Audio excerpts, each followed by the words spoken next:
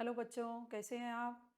आज हम interface discuss करेंगे। आप लोग को नीट का बहुत ज़्यादा टेंशन हो रहा होगा, तो हम एक छोटे छोटे से शॉर्ट्स लेंगे जिससे आपका कोई पॉइंट अगर कुछ गड़बड़ होगा तो वो क्लियर हो जाएगा। इंटरफेस से एक क्वेश्चन आने का 99% चांस है, तो हम पहले उसको डिस्कस करेंगे। आज हम प्रोफेस के कुछ इंपॉर्टेंट स्टेजेस डिस्कस करेंगे जहाँ से क्वेश्चन आने के पूरे चांस हैं। उसमें से एक हम ले रहे हैं जाइगोटीन।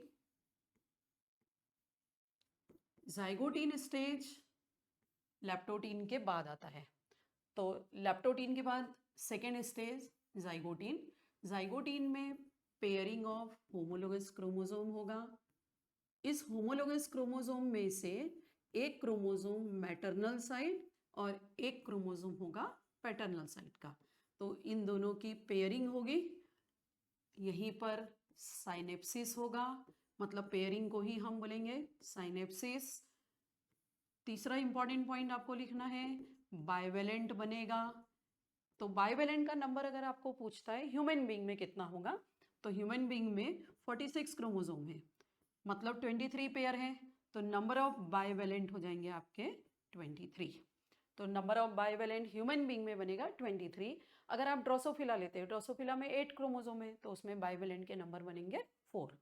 तो 46 क्रोमोसोम है और 46 क्रोमोसोम में से 23 आपके बाइवेलेंट होंगे। नेक्स्ट आता है आपका, इसमें और क्या होगा, फॉर्मेशन ऑफ साइनेप्टोनिमल कॉम्प्लेक्स।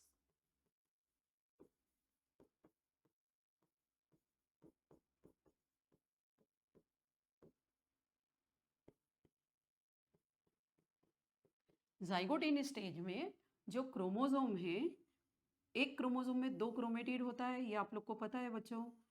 यहाँ पे 2 क्रोमेटिड होंगे और एक सेंट्रोमियर होगा। अब ये एक मान लो मैटरनल साइड का है, तो हम दूसरा लेते हैं पैटर्नल साइड का। ये पैटर्नल साइड का हो गया। यहाँ पे एक क्रोमेटिड हो गया, ये दूसरा क्रोमेटिड, इसको जोड़ने के लिए यहाँ पे सेंट्रोमियर। तो यहाँ पे देखिए आप, ये 2 क्रोमोसोम है, 2 क्रोमोसोम्स फॉर्म्स 1 बाइवेलेंट।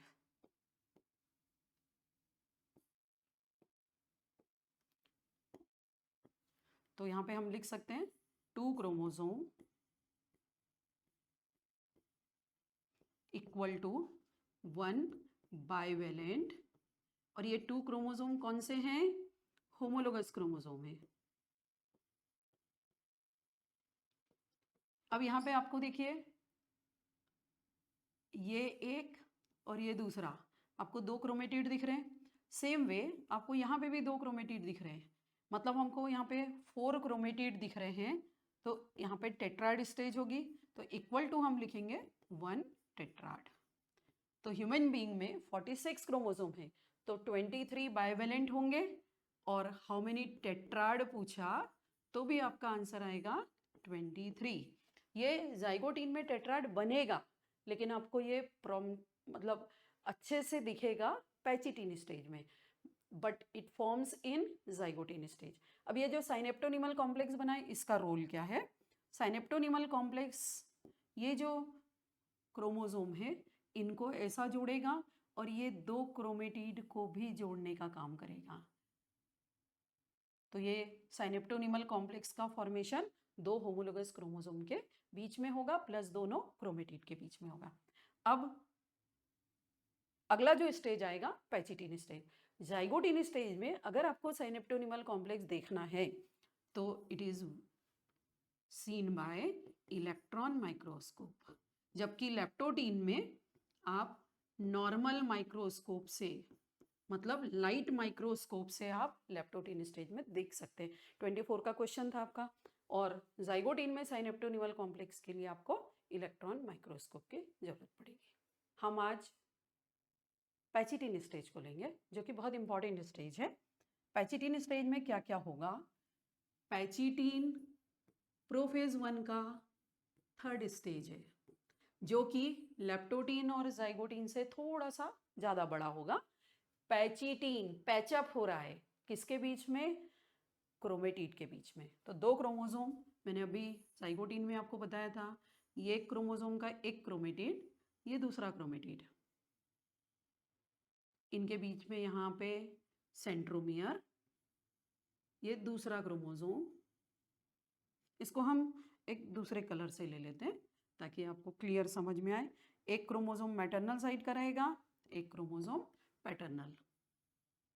सपोज ये क्रोमोसोम नंबर 2 है, तो chromosome number 2 from maternal side and 2 from maternal side, इसको जोड़ने के लिए सेंट्रोमियर होगा। अब मान लो यहाँ पर हम जीन की पोजीशन लिख रहे हैं, small a, small b, small c और small D.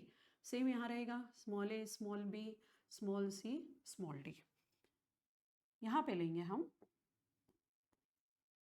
Capital A, capital B, capital C, capital D, क्योंकि जीन का लोकस सेम होगा और उसके एलील ही प्रेजेंट होंगे। ये हो गया। अब ये दो सिस्टर क्रोमेटिड, ये वाले भी सिस्टर क्रोमेटिड हैं।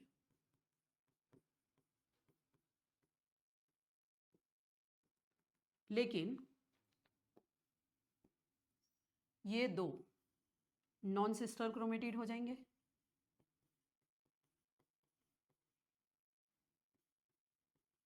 क्रॉसिंग ओवर जो होगा पैचिटिनी स्टेज में, वो होगा between non sister chromatid of homologous chromosome. तो व्हाट इज क्रॉसिंग ओवर? इसको हम लिखेंगे exchange of gene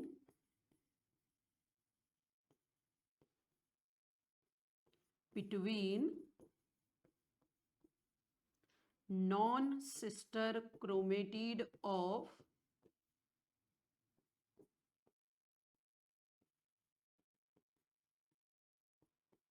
homologous chromosome।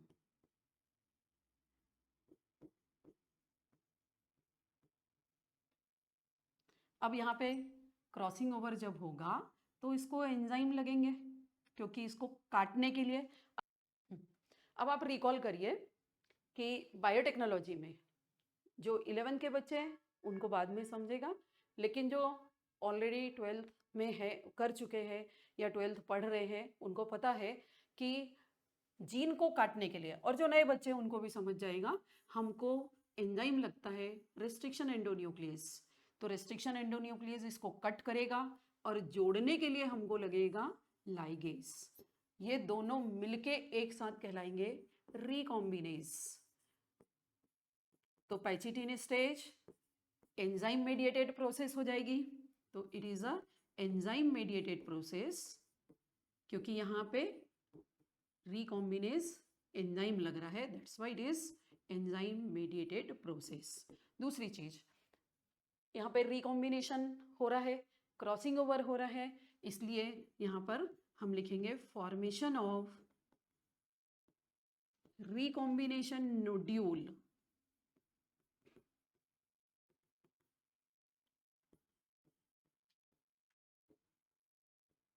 And सबसे इंपॉर्टेंट जो आपको याद रखना है कि यहाँ पे क्रॉसिंग ओवर होगा, that is exchange of gene between non sister chromatid of homologous chromosome. अगर यहाँ पे between non sister chromatid of non homologous chromosome हो जाता होमोलोगस की जगह पे, तो वो आपका आंसर बन जाता ट्रांसलोकेशन। Thank you. मुझे लग रहा है आपको समझ रहा होगा। अगर आपको पसंद आ रहा है तो लाइक करिए। Thank you.